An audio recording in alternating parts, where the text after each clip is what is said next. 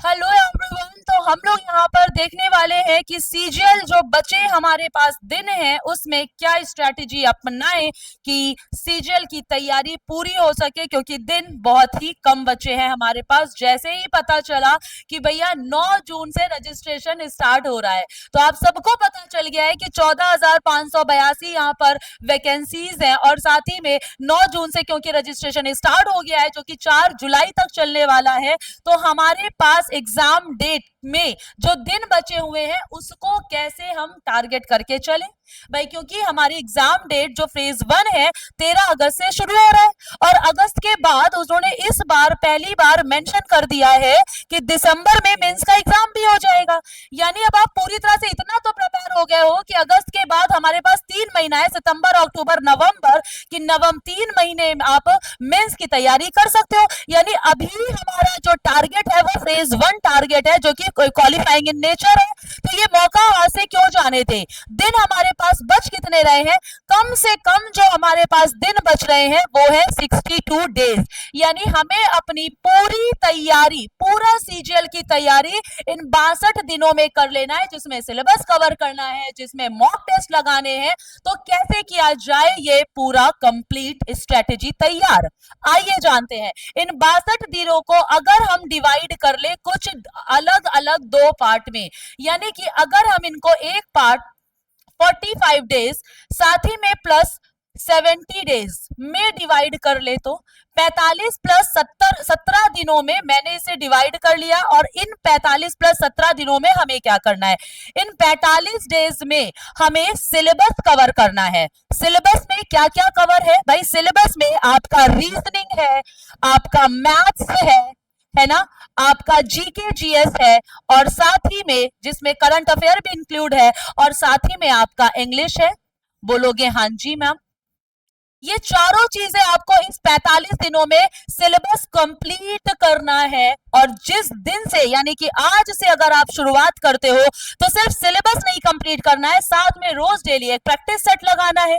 ये शुरुआती बात है ना। बहुत बहुत स्मार्टली तरीके से हम लोगों को काम करना है, क्योंकि दिन बहुत कम है और इन बचे दिनों में इतना कुछ हार्ड वर्क से नहीं, स्मार्ट वर्क से ही हो सकता है। क्योंकि आज का टाइम स्मार्ट स्टडी का है, हार्ड तो चाहिए ही, यानी हार्ड वर्क तो चाहिए ही, पर उसमें भी स्मार्ट वर्क चाहिए। तो क्या किया जाए, आप अपनी स्ट्रैटेजी इसी में इन्वॉल्व कर सकते हो कि आप इसमें क्या और चीजें नई अपनी इनपुट इसमें डाल सकते हो। ठीक है, तो आप सबके लिए एक छोटा सा प्लान यहाँ पर हम डिस्कस कर रहे हैं कि 45 दिन में आपको ये सिलेबस कवर करना है, जिसमें अभी हम इसको थोड़ा सा और डिटेल में बताएंगे, पर ये बचे हुए 17 दिनों में केवल और केवल mock test, mock test, mock test, mock test, ले मॉक टेस्ट, ले मॉक टेस्ट, ले मॉक टेस्ट लगाते रहना है जब तक एग्जाम डेट नहीं आ जाती है। यानी आपका 13 तारीख या उसके बाद जिस भी तारीख को आपको पेपर है, क्योंकि अगर 13 तारीख के बाद आपका पेपर है बीच में किसी दिन, तो आपके पास ये डेज भी बढ़ जाएंगे और ये डेज भी आपके बढ़ जाएंगे।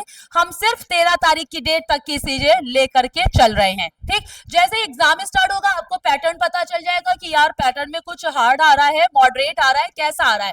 फिलहाल के लिए कोई खास चेंजेस सिलेबस में है नहीं, तो हमारा जो टारगेट है वो टायर 1 हमारा एक टारगेट है, जिसमें 45 दिनों का ये टारगेट लेके चल रहे हैं। हमें प्री ही क्वालिफाई करना है। प्री क्वालिफाई करने के लिए क्या किया जाए, पर डे हमें 8 घंटा पढ़ना होगा, कम से कम 8 घंटा। यदि अगर आप 8 घंटे से ज्यादा टाइम दे सकते हो तो ये तो बहुत अच्छी बात है। अगर आप 10 घंटा 12 घंटा दे सकते हैं तो, अदरवाइज 8 घंटा तो आपको देना ही पड़ेगा। और इस 8 घंटे में चारों सब्जेक्ट कंप्लीट करने हैं। कौन कौन से, आपके ये चारों सब्जेक्ट, आपका रीजनिंग हो गया है ना, साथ ही में आपका मैथ्स हो गया, इंग्लिश हो गया, और इसी के साथ आपका जीके जीएस हो गया। ये चारों सब्जेक्ट इस 8 घंटे में अब हमें तैयार करना है। तो अब शुरू कर रहे हैं डे 1 की कहानी। डे 1 आपको डिसाइड करना है, डे 2 सेन आपको डिसाइड करना है, डे 3 आपको ये टारगेट अब रोज अचीव करना होगा आज से, नहीं तो कल से शुरू कर सकते हैं। डे 1 आपको सुबह उठना है, आपको एक टारगेट बनाना है एक पेपर पे कि आप इनमें से हर सब्जेक्ट का दो दो टॉपिक कंप्लीट करोगे। दो दो टॉपिक, अगर टॉपिक बहुत बड़ा है तो एक टॉपिक, और दो दो टॉपिक कवर करके एक टेस्ट जरूर लगाओगे। एक टेस्ट 1 घंटे का आपको जरूर लगाना है। इस डे 1 में आपको ये स्ट्रैटेजी बनानी है। कोशिश करो कि सुबह 5 बजे से उठ करके ये काम शुरू कर दो और आज 12 बजे तक पढ़ाई करो, क्योंकि भैया यही तो वक्त है यार। इस 62 दिनों में भी 8 घंटा सोगे तो कहीं से चलेगा, नहीं चल पाएगा ना। तो इन बचे हुए 62 दिनों में, 61 दिनों में जो आप टारगेट दिनों का लेके चल रहे हो, डे 1 से शुरू करो अपनी तैयारी। और जो आपने ऑलरेडी बहुत पहले पढ़ रखा होगा, ऐसा नहीं है कि अभी आप एकदम नए नए स्टार्ट कर रहे हो, थोड़ा बहुत तो पढ़ा ही होगा। अगर सीजीएल को टारगेट कर रहे हैं तो डे 1 से आपको सुबह उठ करके एक पेपर पे लिख लेना है कि आज मुझे ये टॉपिक कंप्लीट करने हैं, 2 टॉपिक, और साथ ही में हमें एक मॉक टेस्ट लगाना है। टोटल 45 डेज तक ये हमारा काम चलेगा और इस 45 दिनों में आपका रीजन ये सारे ही सब्जेक्ट कवर हो चुके होंगे, प्लस 45 दिनों में बेटा 45 मॉक टेस्ट लगा चुके होंगे। और अब जब आप ये पर डे आपको ये अचीव करना है अपना टारगेट, और फिर लास्ट के जो 17 दिन बचे या आपके पास थोड़े और ज्यादा दिन बचते हैं, उसमें ज्यादा से ज्यादा मॉक टेस्ट लगाना, क्योंकि जितने ज्यादा मॉक टेस्ट और जितने ज्यादा प्रीवियस ईयर क्वेश्चंस लगाओगे उतने ही अपनी सफलता के और करीब पहुंच जाओगे। तो कोशिश करना कि ज्यादा से ज्यादा आप सब लोग यहाँ पर प्रीवियस ईयर क्वेश्चन लास्ट के दिनों में लगा पाए। फिर बाकी जब पेपर स्टार्ट होगा तो आपको पता ही चलेगा, रिव्यू आपको कहीं ना कहीं मिल जाएगा कि पेपर का पैटर्न क्या आ रहा है।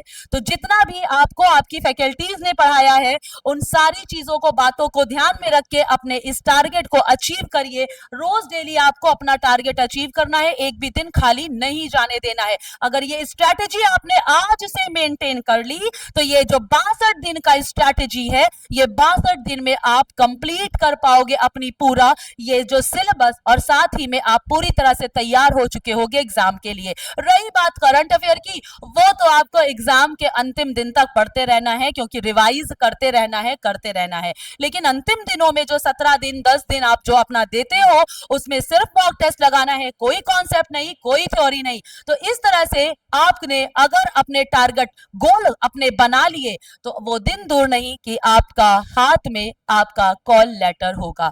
उसके बाद जब टायर 1 कंप्लीट हो जाएगा, तुरंत आप सब लोग लग जाइएगा मेंस के एग्जाम्स के लिए। 3 महीने बचे होंगे, उसमें मत सोचना कि रिजल्ट क्या आएगा। रिजल्ट अगर आपने इन 62 दिनों का पूरी तरह से प्रयोग किया है तो रिजल्ट आप ही के हक में आएगा, पर सही रणनीति अपना करके इन 62 दिनों को आपको भुनाना है।